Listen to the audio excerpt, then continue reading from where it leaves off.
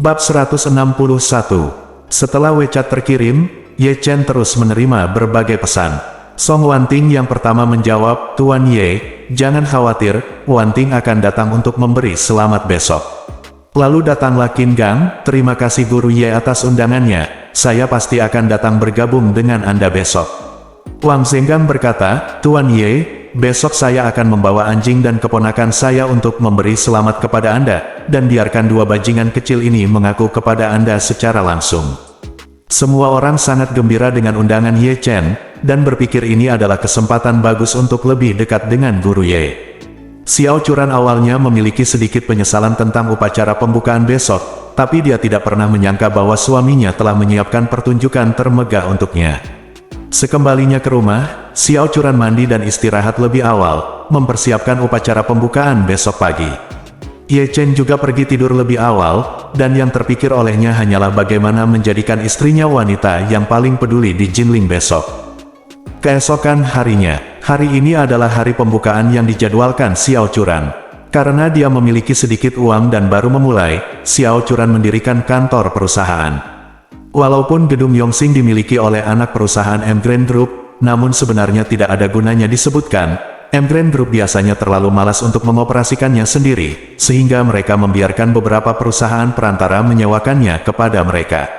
Awalnya, Ye Chen ingin memberitahu Wang Dongsui untuk mengosongkan salah satu lantai gedung Yongxing dan menggunakannya sebagai studio untuk istrinya. Tapi kalau dipikir-pikir, dia takut akan sulit menjelaskannya kepada Xiao Churan, jadi dia membiarkannya menyewa kantor kecil dengan biaya sendiri. Xiao Churan dan Ye Chen sedang berdiri di depan pintu kantor, menunggu kedatangan para tamu. Kemarin, Xiao Churan mengirim surat undangan ke beberapa mitra sebelumnya di rumah Xiao, dan bahkan mengumpulkan keberanian untuk mengirimkannya kepada Wang Feixue dari M Grand Group, tapi dia masih sedikit gugup. Dia tidak tahu kalau tamu-tamu itu apakah itu akan datang. Dia sendiri tidak memiliki kekuatan, bahkan jika upacara pembukaannya sepi, maka lingkaran tersebut akan semakin meremehkan perusahaannya. Ye Chen melihat dia gugup, jadi dia menghiburnya, "Sayang, ini masih pagi, dan para tamu akan tiba tepat waktu, jadi jangan khawatir. Jadwal bukanya jam 10 pagi, dan baru lewat jam 9, jadi wajar kalau tidak ada orang di sana."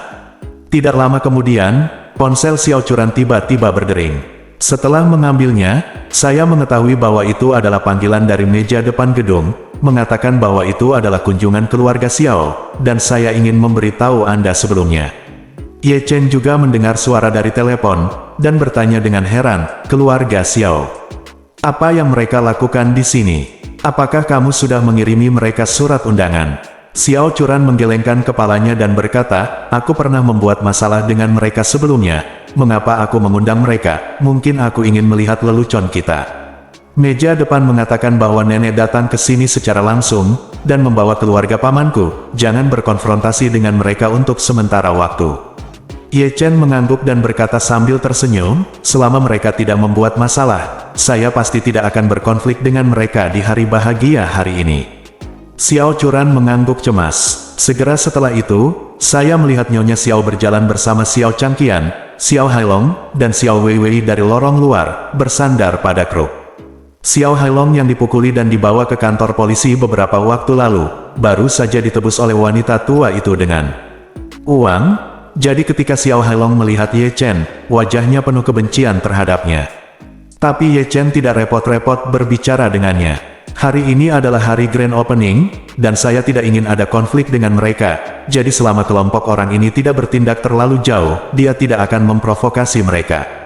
Xiao Weiwei menghampirinya, mencibir, dan berkata, "Xiao Churan, kamu bahkan tidak menyapa ketika melihat nenek, bukankah kamu terlalu tidak berbakti?" Xiao Churan berkata dengan ringan, "Kamu telah mengusir kami dari rumah Xiao. Secara logika, kami tidak ada hubungannya satu sama lain sekarang." "Bajingan!" Nyonya Xiao menyodok tongkatnya ke tanah dengan keras, dan berkata dengan marah, "Kamu adalah darah keluarga Xiao, jadi kamu dilahirkan sebagai anggota keluarga Xiao, dan ketika kamu mati, kamu juga seorang hantu keluarga Xiao." Ye Chen berkata dengan dingin, "Saat ini, beberapa orang terlalu berstandar ganda ketika mereka berbicara. Mereka mengatakan sebelumnya bahwa mereka akan diusir dari rumah, dan mereka tidak akan pernah mengakui orang lain sebagai anggota keluarga Xiao. Sekarang mereka mengatakan itu hidup dan mati orang lain adalah milik keluarga Xiao, bukankah ini kontradiktif? Xiao Hailong mengertakkan gigi dan berkata, saat nenekku berbicara, tidak ada tempat bagimu, sampah, untuk campur tangan. Ye Chen menatapnya dan bertanya balik, kamu tidak cukup dipukuli terakhir kali, kan? Apakah kamu ingin aku mengendurkan otot dan tulangmu lagi? Xiao Hailong menciutkan lehernya, dan langsung membeku. Ketika dia merampok villa terakhir kali, dia telah melihat kekuatan Ye Chen, belum lagi dia sendiri, bahkan 10 dari dirinya bukanlah tandingannya, jadi dia harus cepat dan jujur.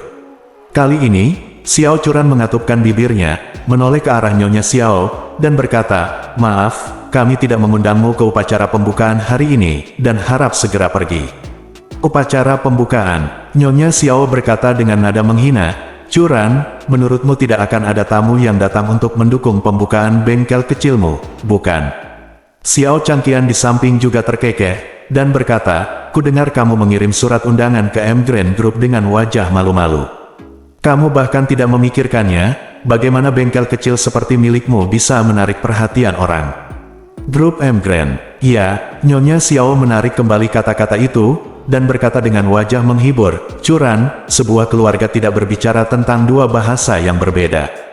Jika suami dan istri bertengkar di kepala tempat tidur, mereka akan berdamai di ujung tempat tidur, belum lagi kamu.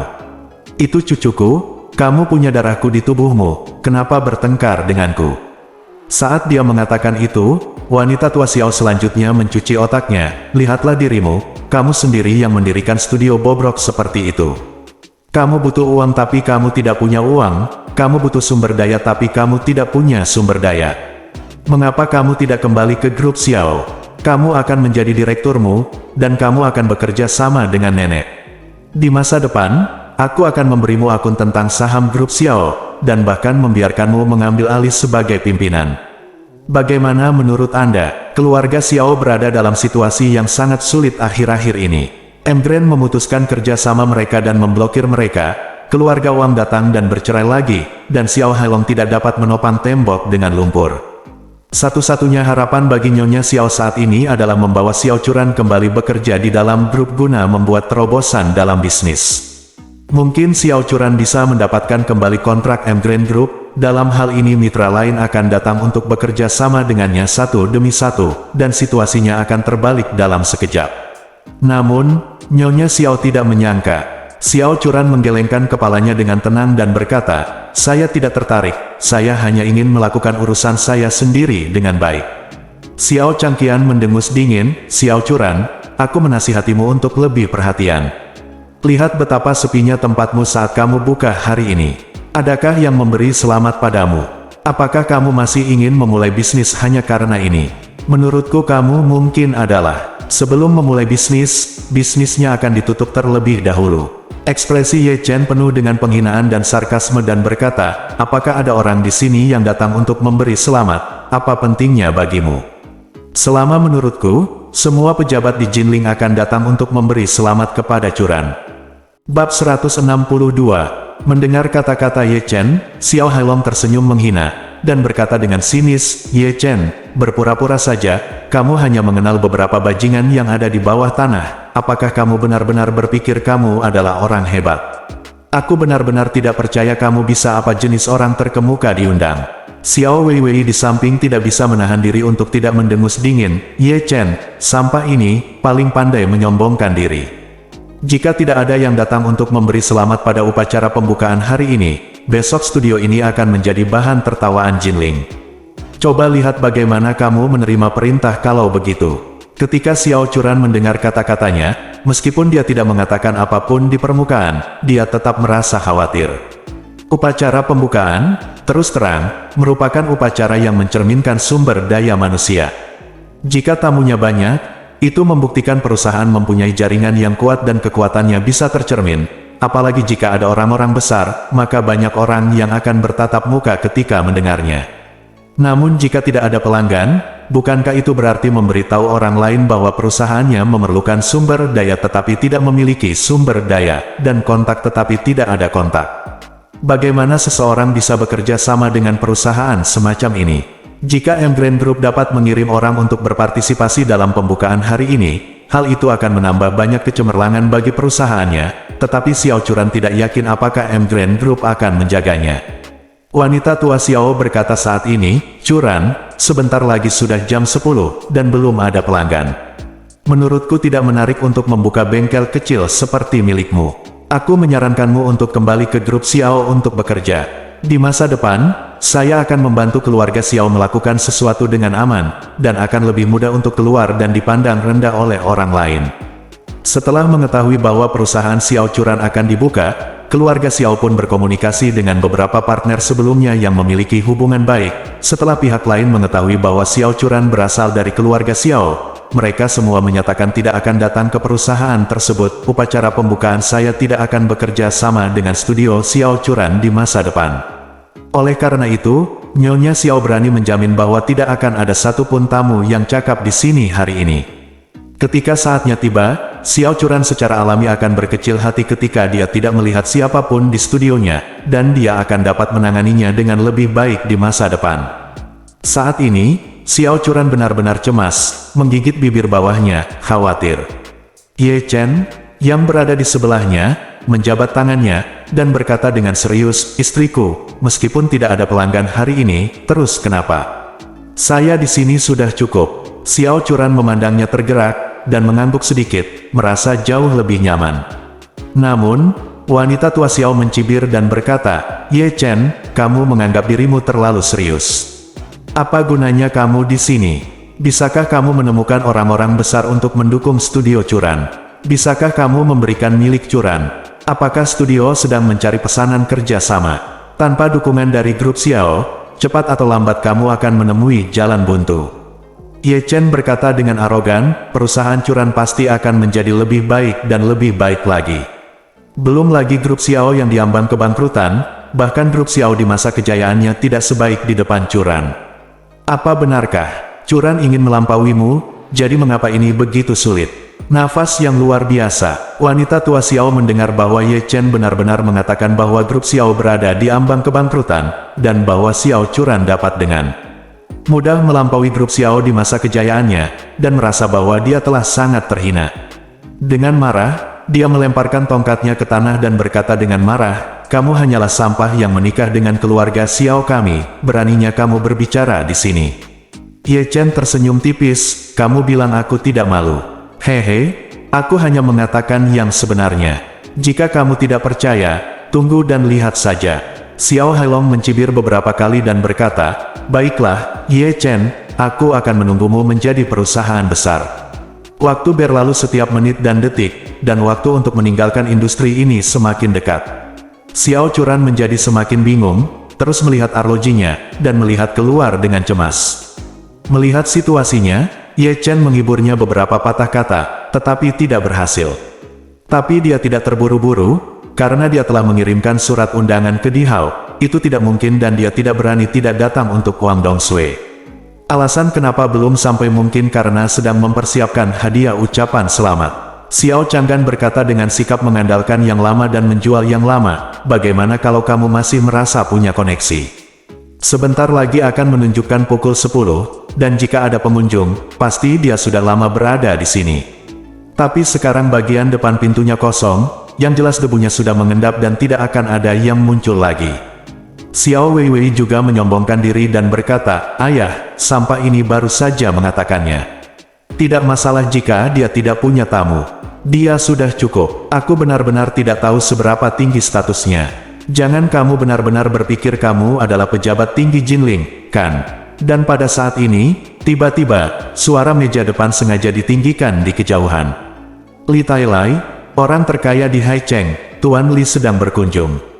Li Tailai. Ye Chen sedikit bingung, sejak terakhir kali keluarga Wang mengajak Yu Jinghai untuk membentuk permainan, dan dia tersambar petir dan meninggal di tempat di Jinghai, dia tidak melihat Li Tailai lagi.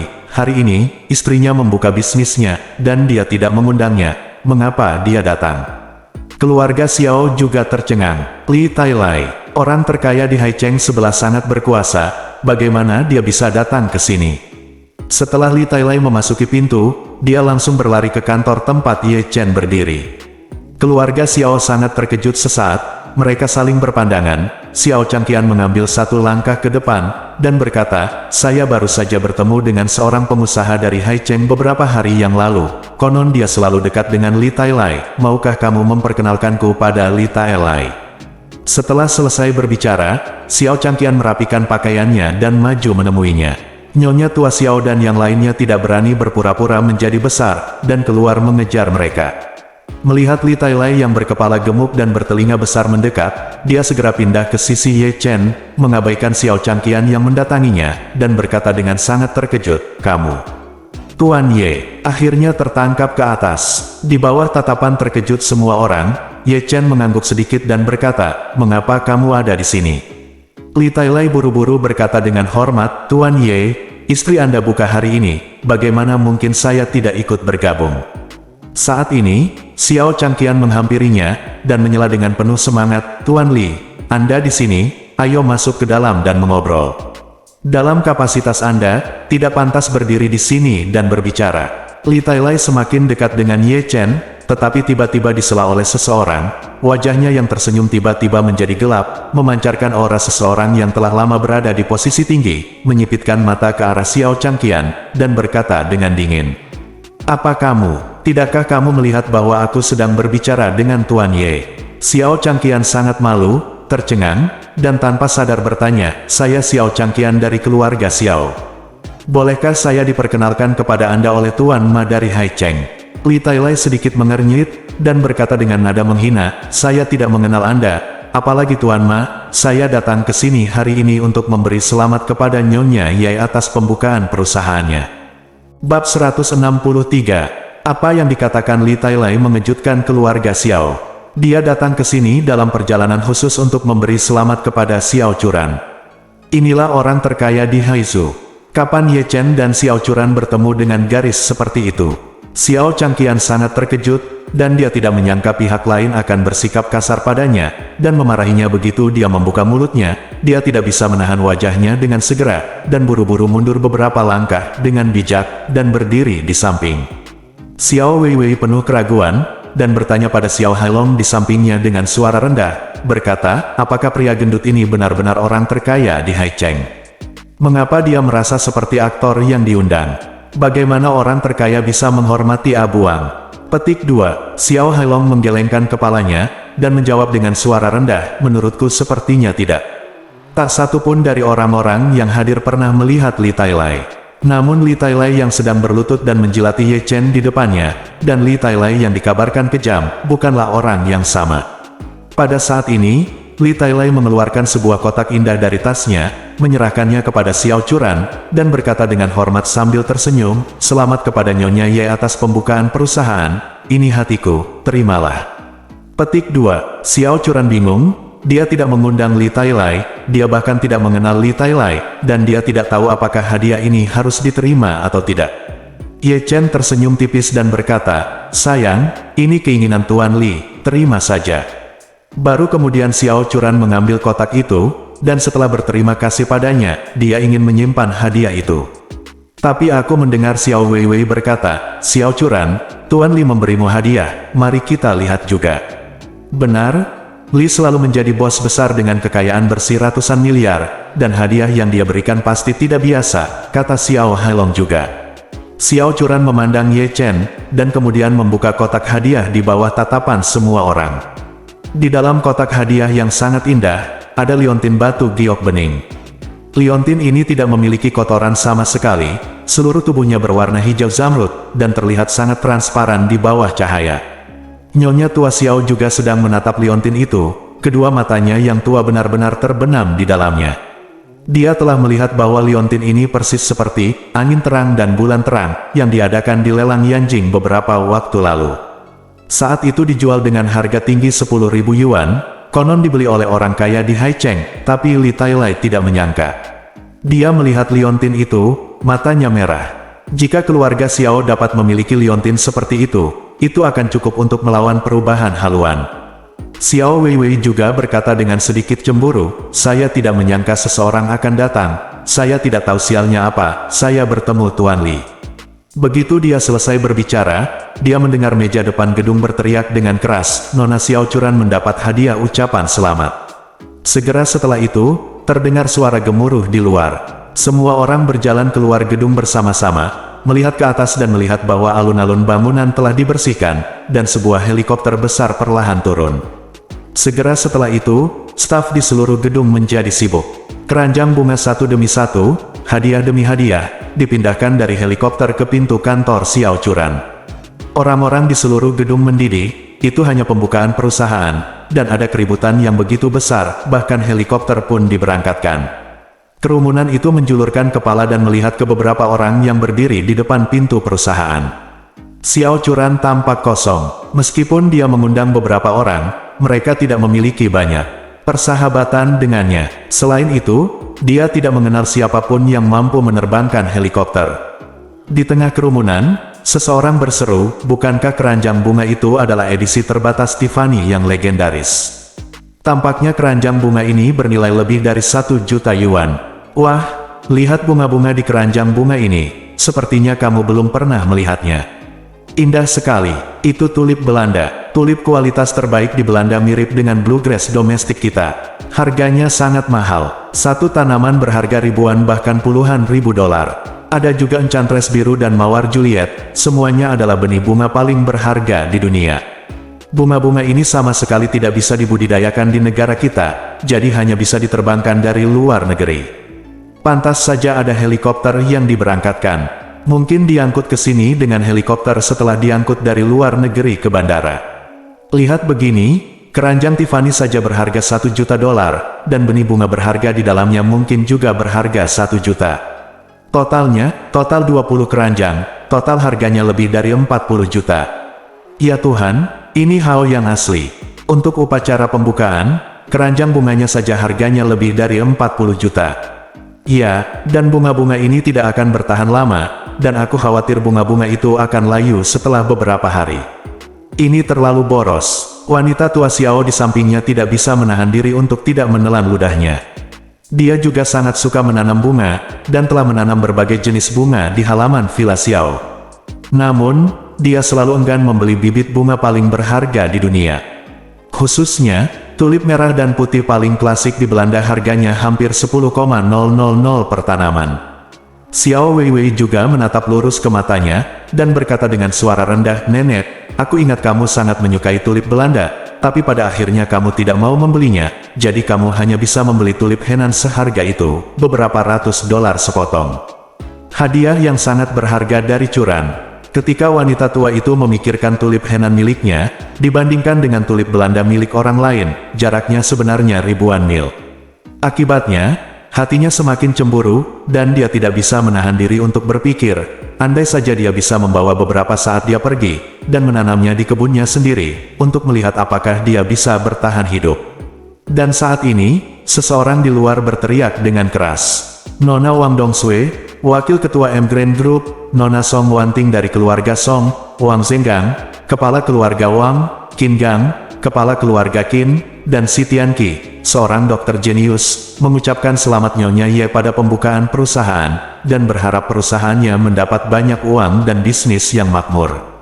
Tidak hanya keluarga Xiao yang terkejut, tetapi bahkan seluruh staf gedung Yongxing pun terkejut. Meski dimiliki oleh M Grand Group, namun M Grand Group jarang melakukan intervensi. Saya tidak menyangka kali ini, wakil ketua grup dan banyak tokoh besar dari Jinling datang ke gedung sederhana ini untuk pembukaan perusahaan Xiao Churan.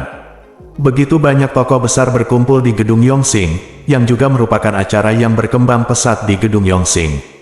Hal ini pun membuat banyak orang bertanya-tanya dalam hati, apa latar belakang perusahaan yang baru dibuka ini, dan bagaimana bisa begitu banyak petinggi yang memberi selamat pada saat yang bersamaan.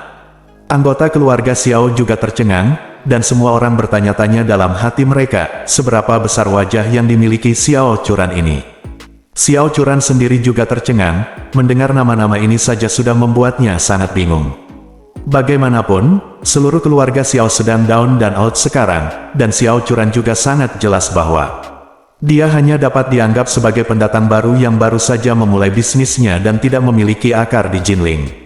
Jadi, bagaimana orang-orang besar ini secara pribadi bisa bersorak untuk upacara pembukaan mereka sendiri? Mungkinkah karena suaminya Ye Chen? Bab 164. Pada saat ini, kerumunan penonton dengan cepat memberi jalan ke sebuah lorong. Saya melihat Wang Dongsui dan Song Wanting yang glamor, dua wanita cantik berbadan besar, masing-masing mengenakan setelan yang sangat bagus, berjalan berdampingan dengan senyuman di wajah mereka. Di belakang mereka, Wang Zhengang memimpin Wang Yunfei dan Wang Yunkai, Qin Gang memimpin Qin Aoxue dan Qin Aodong, Si Tianqi memimpin Chen Xiaozhao, dan berjalan masuk. Dan mengikuti di belakang mereka semua. Xiao Weiwei melihat pemandangan ini dengan rasa tidak percaya di seluruh wajahnya. Di antara orang-orang ini, siapapun mereka adalah tokoh-tokoh besar yang jarang terlihat di masa-masa biasa. Tanpa diduga, mereka berkumpul di sini untuk merayakan Xiao Churan, yang benar-benar membuatnya merasa sangat tidak nyaman. Di masa lalu, dia juga memiliki harga dirinya sendiri. Dia juga seorang wanita kaya, dan salah satu anak muda paling berprestasi di kota Jinling. Dia memiliki penampilan yang luar biasa dan sosok yang baik, dan dia juga seorang dewi yang pantas di kelas atas Jinling. Selama bertahun-tahun, dia bersaing dengan sepupunya dimanapun. Awalnya kupikir jika aku menemukan suami yang baik, aku bisa menghancurkan sepupuku dalam segala aspek, tapi sekarang, segala sesuatu tentang dia telah dibandingkan oleh Xiao Churan. Keluarga yang dia banggakan, diundang oleh Xiao Churan di depan dari para tamu, itu seperti sampah. Dirinya saat ini sebenarnya sangat berbeda dengannya. Xiao Churan, sial apa yang kamu miliki? Xiao Weiwei memandang Xiao Churan dengan rasa cemburu yang tak terselubung. Xiao Churan mengabaikannya, karena dia sendiri sedang dalam keadaan linglung saat ini.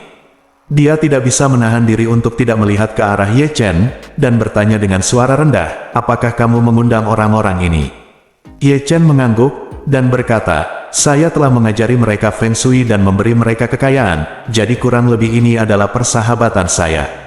Xiao Churan merasa kepalanya besar. Berapa kali saya memberitahu Ye Chen, jangan gunakan hal-hal itu untuk menipu orang lagi.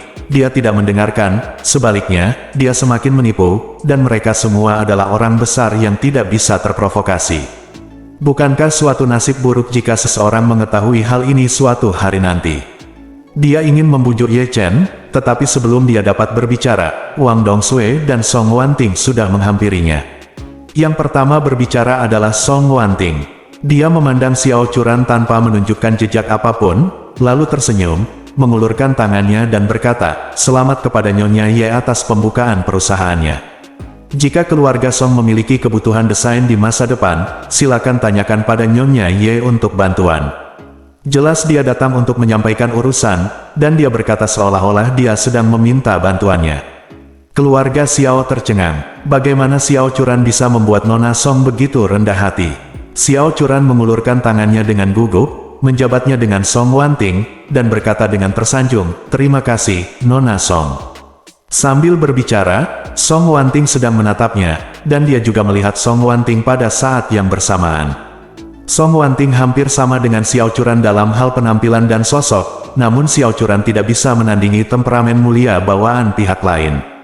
Memikirkan hal ini, Xiao Churan merasa sedikit rendah diri. Song Wanting berkata saat ini, Nyonya Ye, Anda adalah istri Tuan Ye dan dermawan saya, Song Wanting, jadi Anda dan saya tidak boleh bersikap sopan. Benar saja, saya datang ke sini karena wajah Ye Chen. Mendengar ini, Xiao Churan mau tidak mau melirik ke arah Ye Chen yang sedang menyapa orang lain, merasa sedikit cemburu. Suamiku sendiri, yang bisa membuat keluarga Nona Song begitu memperhatikannya, semakin sulit untuk ditebak. Setelah itu, Wang Dongsui juga maju ke depan, berjabat tangan dengan Xiao Churan, dan berkata sambil tersenyum, Nyonya Ye, selamat atas keberhasilan pembukaan Anda. Grand Group kami memiliki beberapa proyek, dan kami menunggu untuk bekerja sama dengan Anda.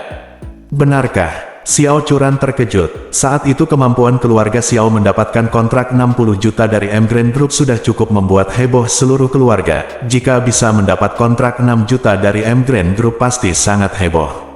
Wang Dongsui tersenyum tipis saat ini, dan berkata, tentu saja benar, Nyonya Ye, kami sekarang memiliki total hampir 300 juta proyek dekorasi. Jika Nyonya Ye mampu membelinya, maka saya akan menandatangani semuanya untuk Anda. Keluarga Xiao di sebelahnya hampir gila karena cemburu. Proyek renovasi 300 juta. Semua untuk Xiao Churan. Apakah otak Emgreen Group telah terjepit oleh pintu? Perusahaan sebesar milikmu datang untuk berlutut dan menjilat Xiao Churan kecil. Di antara 300 juta proyek ini, meskipun 30 juta dapat diberikan kepada keluarga Xiao, itu sudah cukup untuk membuat keluarga Xiao berbalik. Nyonya tua Xiao merasa sangat tidak nyaman. Jika dia tahu bahwa Xiao Churan memiliki kemampuan yang luar biasa, bahkan jika dia berlutut padanya, dia akan tetap tinggal di rumah Xiao.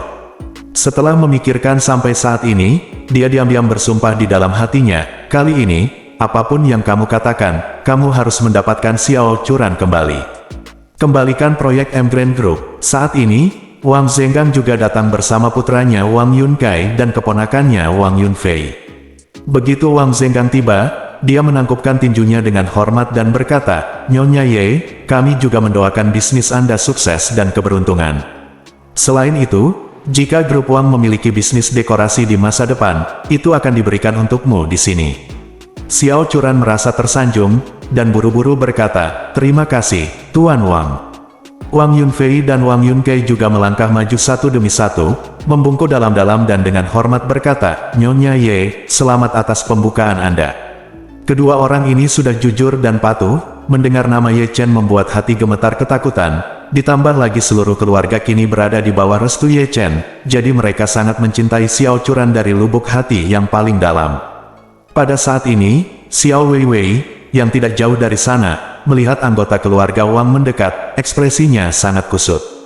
Ketika dia melihat Wang Yunfei, yang sangat dia cintai, dia merasa getir dan tak tertahankan. Awalnya, dia seharusnya sudah menikah dengannya sekarang dan menjadi istri dan menantu dari keluarga Wang. Namun, sekarang, dia sebenarnya adalah orang asing baginya. Tidak hanya dia memblokir semua informasi kontaknya, tapi dia bahkan tidak repot-repot melihatnya. Yang membuatnya semakin tidak bisa diterima adalah bahkan Wang Yunfei, yang sangat dia cintai, harus menundukkan kepalanya dan berbicara dengan Xiao Churan dengan hormat. Dibandingkan dengan ini, dia dilempar keluar angkasa oleh Xiao Churan. Melihat hal ini, Xiao Weiwei akhirnya tidak tahan lagi, melangkah maju, meraih lengan Wang Yunfei, dan berkata sambil berlinang air mata, Saudara Yunfei. Saudara Yunfei, mengapa kamu tidak menghubungi saya akhir-akhir ini? Petik 2. Wajah Wang Yunfei menjadi dingin, dia menarik lengannya dari tangan Xiao Weiwei, dan berkata dengan dingin, maaf, kita tidak ada hubungannya lagi. Saya di sini hari ini untuk memberi selamat kepada Tuan Ye dan Nyonya Ye, tolong tunjukkan rasa hormat sedikit. Aku, tunjukkan rasa hormat. Xiao Weiwei hampir pingsan ketika dia mendengar ini, air matanya terus jatuh, dan dia berteriak, Wang Yunfei. Aku telah bersamamu selama bertahun-tahun, dan aku adalah tunanganmu. Aku hamil dengan anakmu, tapi sekarang kamu ingin aku menghormatimu. Kamu mencampakkanku setelah bermain denganku, apakah kamu menghormatiku? Bab 165. Hati Xiao Weiwei sangat sedih dan sakit saat ini. Semua rezeki indah selama sisa hidupnya dilimpahkan pada Wang Yunfei saja. Namun tanpa diduga, Wang Yunfei mendorong dirinya ke dalam jurang dengan tangannya sendiri. Apa yang membuatnya semakin tidak bisa diterima adalah bahwa Wang Yunfei tidak hanya bermain-main dengan dirinya sendiri dan meninggalkan dirinya sendiri, tetapi bahkan menunjukkan rasa jijik yang begitu kuat terhadap dirinya sendiri di depan banyak orang. Ini hampir membuatnya mengamuk. Dihadapkan pada pertanyaannya yang menangis, Wang Yunfei berkata dengan ekspresi muram, jangan main-main di sini. Jatuh cinta dan putus adalah hal yang normal. Apa gunanya menghormati atau tidak menghormati? Saat ini, Ye Chen melihat Xiao Weiwei sepertinya membuat masalah, jadi dia berjalan mendekat. Ketika Wang Yunfei melihat Ye Chen, wajahnya menjadi pucat karena ketakutan. Dia takut Ye Chen tidak akan puas dengan adegan ini, jadi dia dengan cepat menjelaskan, Tuan Ye, jangan kaget, wanita jalan tak tahu malu ini menggangguku di sini untuk berteriak. Xiao Weiwei benar-benar tidak menyangka bahwa di masa lalu, Wang Yunfei sangat mencintainya, tetapi sekarang, sikapnya terhadapnya seperti sedikit uang. Terlebih lagi, untuk menjilat Ye Chen, bajingan ini, Wang Yunfei bahkan menyebut dirinya wanita jalan yang tidak tahu malu. Ini membuatnya sangat kesal. Semua kesabarannya telah benar-benar menembus batas saat ini, dan dia meraung histeris, apakah kalian salah mengakuinya? Apa itu Ye Chen? Dia hanyalah menantu yang tidak berguna. Kenapa kamu semua orang ingin berlutut dan menjilatnya? Kenapa? Wang Yunfei terkejut, dan menamparkan wajahnya sambil mengutuk, diam, jalan. Bajingan macam apa kamu yang mengkritik Tuan Ye? Percaya atau tidak, aku akan memukulmu sampai mati. Melihat penghinaan terhadap cucunya yang berharga, wanita tua Xiao merasa sangat tidak puas di dalam hatinya. Dia melangkah maju dan berkata dengan dingin, Tuan Wang, tahan keponakanmu. Jangan terlalu menggangguku, terlalu banyak penipuan. Wang Zenggang meliriknya ke samping dan berkata sambil mencibir, sejujurnya, jika perusahaan Nyonya Ye tidak buka hari ini, dan tidak pantas melihat darah di hari besar, berdasarkan atas apa yang dia katakan tadi, aku akan menghajarnya, hancur. Setelah selesai berbicara, Wang Zenggang menatap wanita tua Xiao lagi, dan berkata dengan dingin, juga, siapa kamu? Minta aku untuk menahan keponakanku. Jangan kira aku tidak tahu. Saat itu, Xiao Hailong mengizinkan Xiao Hailong untuk merebut properti yang kuberikan pada Villa Tuan Ye, itu kamu penyihir tua. Aku tidak merepotkanmu, tapi untuk menyelamatkan Tuan Ye dan Nyonya Ye, jika kamu mengatakan satu omong kosong lagi, percaya atau tidak, aku akan kalahkan kamu juga. Punggung wanita tua Xiao terasa dingin, dan kakinya segera mulai gemetar. Saya terbiasa mendominasi keluarga Xiao, dan saya ingin bertindak seperti kepala keluarga ketika saya keluar, tapi sekarang, aku kehilangan kekuatan. Terlebih lagi, meskipun saya tidak kehilangan kekuatan, di depan Wang Zenggang, saya bahkan tidak punya hak untuk menudingnya. Jika Wang Zenggang benar-benar ingin bergegas dan memukulinya sekarang, tidak ada yang bisa dia lakukan. Wanita tua Xiao menjadi bingung, dan buru-buru berkata, Tuan Wang, wanita tua itu mengkhawatirkan Meng Lam untuk sementara waktu, tolong jangan berpengetahuan seperti saya. Wang Zenggang memandangnya dengan jijik, dan berkata, pergi. Wanita tua Xiao segera pergi dengan bijaksana. Namun, Xiao Weiwei mengalami pukulan berulang kali dan sudah kehilangan akal sehatnya saat ini. Dia tiba-tiba bergegas ke depan Wang Yunfei, memeluk Wang Yunfei, menangis dan memohon, Saudara Yunfei, mengapa? Kamu begitu acuh tak acuh padaku. Aku selalu mencintaimu, aku sangat mencintaimu. Tubuhku, hatiku, semuanya tentang aku adalah milikmu. Kenapa kamu ingin menceraikanku? Aku mohon, beri aku kesempatan lagi ya, kita mulai dari awal ya. Wang Yunfei melihat bahwa dia tiba-tiba melompat dan memeluknya erat, berjuang dengan tergesa-gesa, tetapi tidak bisa melepaskan diri, jadi dia tidak bisa menahan perasaan kesal di dalam hatinya. Dia tahu betul di dalam hatinya bahwa dia disihir oleh anggota keluarga Xiao yang mengalami keterbelakangan mental dan hampir menyinggung Tuan Ye. Untungnya, Tuan Ye memiliki begitu banyak orang dewasa sehingga dia tidak terus mengincarnya, jika tidak, dia mungkin telah melukai seluruh orang keluarga Wang. Sekarang, Xiao Weiwei ini benar-benar punya wajah untuk kembali bersamanya. Bukankah ini menyeretnya ke dalam lubang api? Memikirkan hal ini, Wang Yunfei mendorong Xiao Vivi ke tanah, naik dan menendang perutnya dengan keras, dan memarahi dengan marah, Xiao Wei. Mulai hari ini, kamu bisa berguling sejauh yang kamu berikan padaku. Aku terus mengganggumu, aku bersumpah demi Tuhan aku akan membunuhmu. Xiao Weiwei merasa seperti disambar petir, dan benar-benar terpana. Melihat Wang Yunfei, tidak peduli apa, dia tidak dapat terhubung dengan Wang Yunfei yang pernah jatuh cinta padanya sebelumnya. Meskipun Xiao Churan selalu sedikit tidak puas dengan Xiao Weiwei, dia adalah sepupunya. Melihat dia dihina seperti ini, dia tidak tahan, jadi dia berkata kepada Wang Yunfei, Tuan, jika kalian saling mencintai, bahkan jika kamu tidak bisa menjadi kekasih, kamu tidak bisa menjadi musuh, kan? Begitu kata-kata ini keluar, Wang Yunfei segera membungkuk dengan gentar dan berkata, Nyonya Ye, apa yang Anda ajarkan benar? Saya salah menanganinya, mohon maafkan saya. Xiao Weiwei tidak menyangka bahwa Wang Yunfei begitu kejam dan kejam terhadap dirinya sendiri, tetapi sangat menghormati Xiao Churan. Dia menoleh untuk melihat Xiao Churan, bukan saja dia tidak bersyukur sama sekali, tapi dia juga membencinya karena menjadi pemegang saham. Sebuah suara di dalam hatinya berteriak, itu Xiao Churan, bajingan. Itu semua karena omong kosong inilah aku bisa mencapai posisiku hari ini.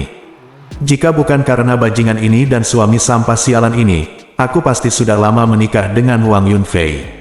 Saya seharusnya menjalani kehidupan bahagia Nyonya Wang Jiakuo sejak lama, dan pada saat yang sama, saya dapat membantu keluarga Xiao ke tingkat yang lebih tinggi, dan seluruh keluarga Xiao tidak akan terpuruk dalam situasi saat ini.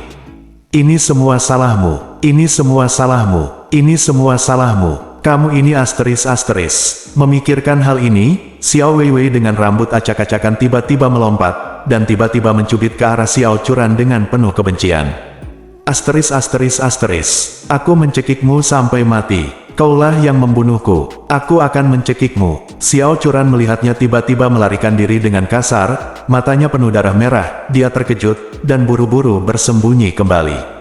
Ekspresi Ye Chen berubah dingin, dan dia hendak menyerang Xiao Vivi, tetapi ketika dia melihat bahwa dia sudah bergegas keluar, dia menamparkan wajah Xiao Wei dengan keras, dan menjatuhkan Xiao Wei ke tanah. Ji berkata, apa yang kamu? Beraninya kamu memukul Nyonya Ye, aku akan membunuhmu sekarang juga.